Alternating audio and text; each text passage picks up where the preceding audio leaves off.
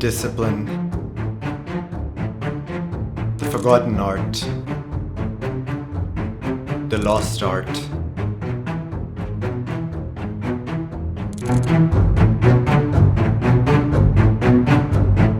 During my early 20s, I had a rather horrifying realization. I realized that the biggest problem that I was going to face, that my entire generation was going to face, was ourselves.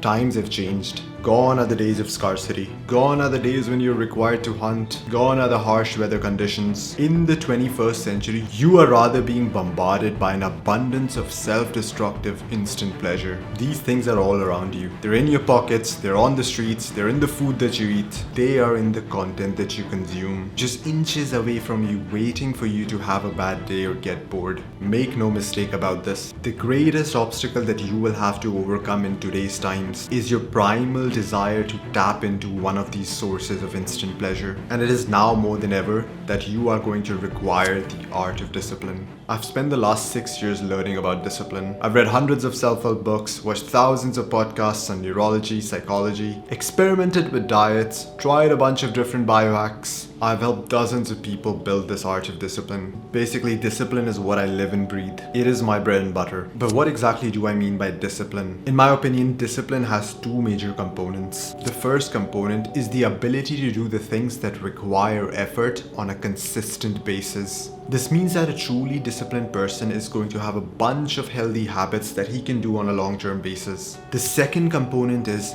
impulse control. This means that a truly disciplined person does not fall into instant pleasures like pornography, fast food, video games. He has that self-control to resist instant pleasure that is usually temporary, unfulfilling, and leaves you feeling like shit in the long run. In this video, I am going to share with you a few protocols that are going to help you build both these components and help you eventually skyrocket your discipline. So let's get right into it.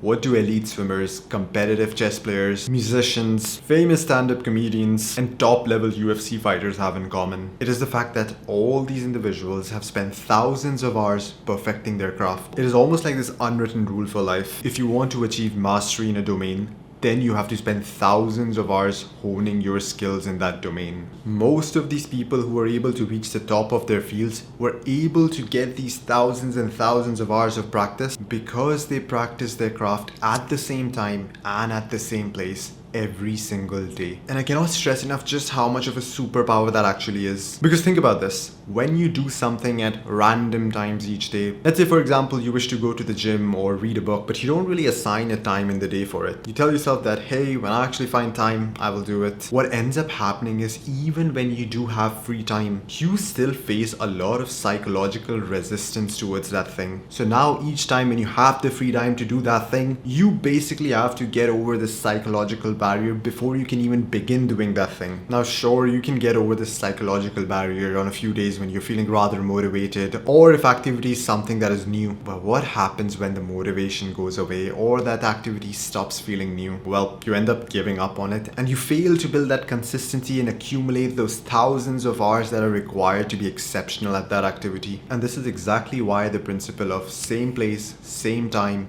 every single day is so important. Because when you do something at the same place, at the same time, every single day, then the psychological resistance towards doing that thing becomes zero. Your mind and body begin to feel that, this is part of what I do. This is part of my life. I always work on my business at 5 a.m. I always hit the gym at 2 p.m. There's nothing unusual about this. This is to be expected. When you reach this stage of effortless consistency, that is when it becomes easy to start racking up thousands and thousands of repetitions. So how do we exactly implement this principle of same place, same time, every day? Firstly, I want you to ask yourself this question.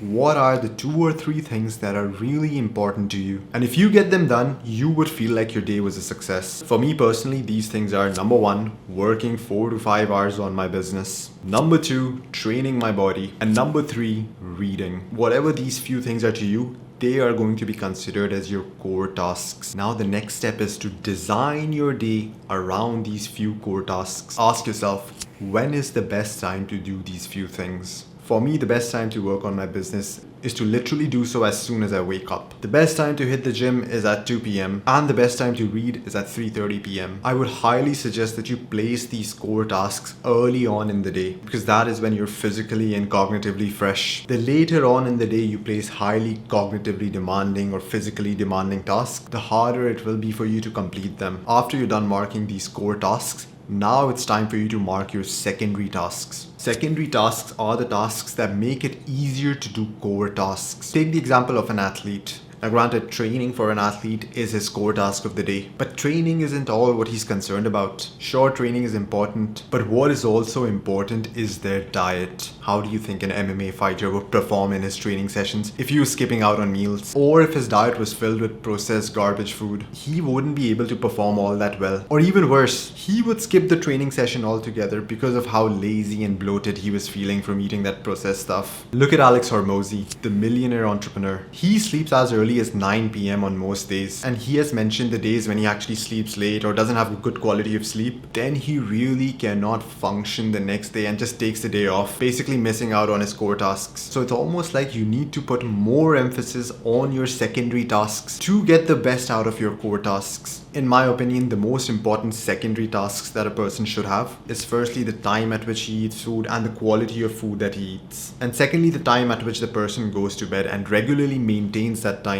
Both of these things are going to influence your mood, your motivation levels, your impulse control. If you do not have fixed time for these two things or you're not doing them optimally, then this is for sure guaranteed going to impact your core tasks negatively.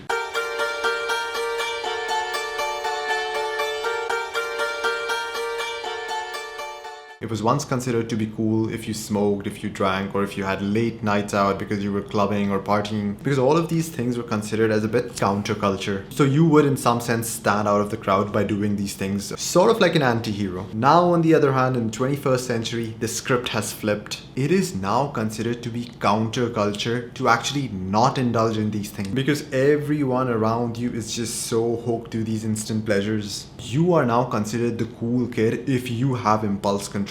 So I hope that this serves as some sort of an incentive to build your impulse control. The first thing that I would recommend is that you sit down and identify what is your personal choice of poison. Some guys are hooked to porn, some use weed, some use alcohol, some use video games, and some use fast food. It is more than likely that your list will have a mixture of these few things that you're using to sedate yourself. The next step is a bit of a mindset shift. You know, when I talk to someone about quitting a self-destructive habit, sometimes they get quite defensive and they say things like, my life would be boring and there's nothing else that gives me pleasure. So what's the point of quitting? And whenever I hear such a statement about how unlivable their life would be without this self-destructive bad habit, the first thing that I tell them is that your life is not going to become boring because you're quitting this addiction. Your life has actually become boring because of this addiction. That bad habit of yours that you so passionately defend, it releases so much dopamine in your brain that you have pretty much fried up your pleasure sensing mechanisms. Now nothing else that you do is registered as pleasurable. You are just desensitized. And I say this from experience. When I was hooked to fast food, pornography, video games, then everything else just felt so boring, gloomy and black and white. It is only after quitting these things for like a good 2-3 months, all of a sudden the world became an entirely different place. Music started sounding a lot better. I enjoyed going out for walks. I was just smiling at random times in the day for no particular reason. My relationships with my parents, my siblings, they got a lot better because I was just happy and I was no longer getting triggered by small things. So just embed this thought in your head that there exists a world full of adventure, full of excitement, full of happiness, and full of positive, healthy relationships. And it is your self-destructive bad habits that are stopping you from entering this world. After you have identified your sources of quick pleasure and you have switched your mindset around them, the next step is to add barriers between them. If you make the path between you and your source of instant pleasure incredibly hard, then you are less likely to take that path. For example, let's say you're someone who just can't stop eating fast food. The way that I would add barriers is firstly, I would remove all sort of junk food from my fridge and cupboard and just throw it in the bin. The next barrier I would add is that I would uninstall all fast food delivery apps from my phone. Finally, I would skip out all family dinners or social events at fast food places, at least for a few months. Now, if you actually wanted to get access to fast food, think about the number of barriers you would have to jump over. You would have to get in the car, drive to that place, stand in line, get the meal, bring it back. All this extra effort now becomes a deterrent to you getting fast food. Barriers help a ton, but the truth is they are not enough. Especially if you've been hooked to instant pleasure for years. What instant pleasure has done is that it has destroyed your ability to say no to things. It has pretty much eroded your impulse control. But the good news is impulse control is like a muscle,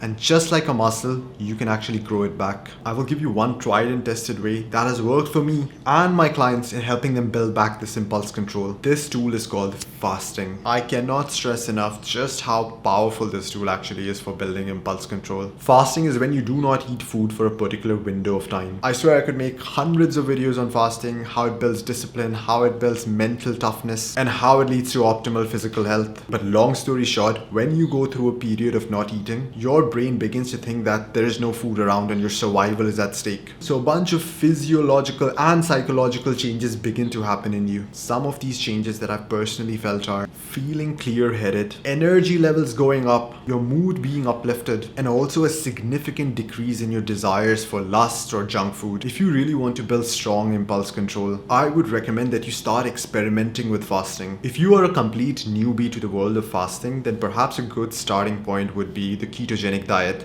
That is when you start cutting out carbs from your diet for a while. And once you're used to the ketogenic diet, that is when you can perhaps start adding on some amount of fasting, maybe 14-15 hours a day. And it is during your journey of experimenting with fasting, you will discover your ideal fasting frequency and your ideal fasting duration. These days, what I like to do is that on most days, I fast for around 15 hours a day. But once or twice a week, I'll do a bit of a longer fast that is around 23 hours long. And I understand that these slightly longer fasts seem a bit impossible if you're a newbie to fasting. But once you build up your ability to fast, it almost becomes easy. Now that you understand what discipline really is and how to actually start building it, the next step is mastering it to a level where inconsistency becomes nearly impossible. So make sure you watch this video to learn how to do just that.